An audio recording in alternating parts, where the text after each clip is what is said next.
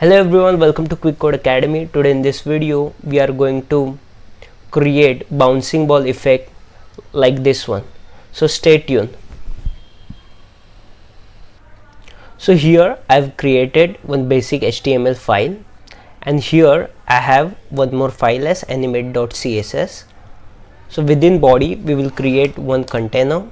So over here I will create one division with class as container, and inside that we will add the ball. So for that div dot ball class I will be creating. So in the animate.css, first we will define some initial properties like making margin and padding as 0. So I will quickly do that. Also whatever we will be writing, we are going to see within the center of this web page. So for that I will make body as display flex, then justify content center. So in this way you can align whatever inside the body in the middle. So here I will quickly do that, align item center. So here I by mistakenly written content, so it should be center. Then we have our class container. So in that class as well we will copy the stylings. So whenever we add display flex, at that time we need to give some height as well. So here for the body I will give the minimum width as 100 VH, and over here for the container I will give height as, let's say, 300 pixels and width as 400 pixels. So as of now I will give some background color to it so that it will be visible. So as you can see, it is at the center. So there is something problem over here. So even if I have added this one at the center, it is not correctly at the center. So let's see why it is that. So here it should be minimum height instead of minimum width. So now it is at the center. So as of now let's remove this background color. So then I will add the ball class where we will be creating ball. So for that one I will add height as 40 pixels and then width as 40 pixels. I will be giving background color as red,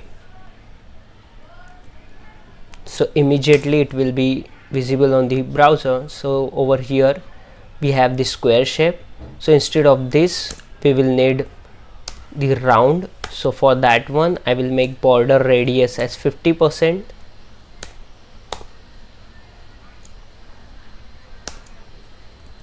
So that's it, we have created the ball.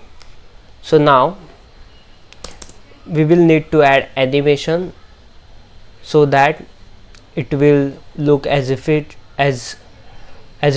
is bouncing. So for that one we will have to write the animation property over here. So here I will be adding animation. I will add the animation name as bounce. This can be anything. Here I will be giving time as 2 seconds, and then I will give this as infinite. So now we need to create this bounce. So for that one I will add keyframe. So here in this one the identifier would be bounce. So at the 25% we are going to translate this one by some amount of pixels. So how we can do that? For that one I will add transform, then there is translate y property. I'm using translate y because we want to create effect as if this ball is going in the vertical direction. So for that one I will give this one as 200 pixels. So now let's see, now we are getting this particular effect.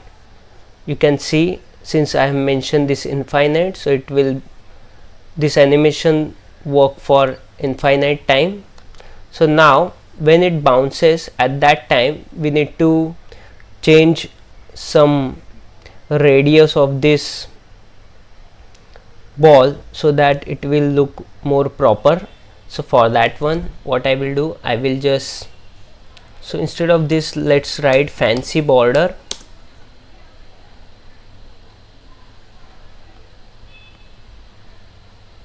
So now there is one link I have found.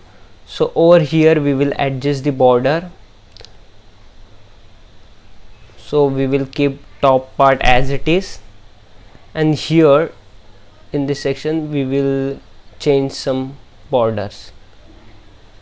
I will copy this one and then I will add over here. So border radius is equal to that copied thing.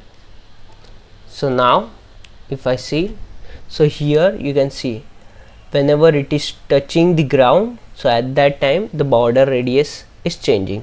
So in this way we can create bouncing ball effect.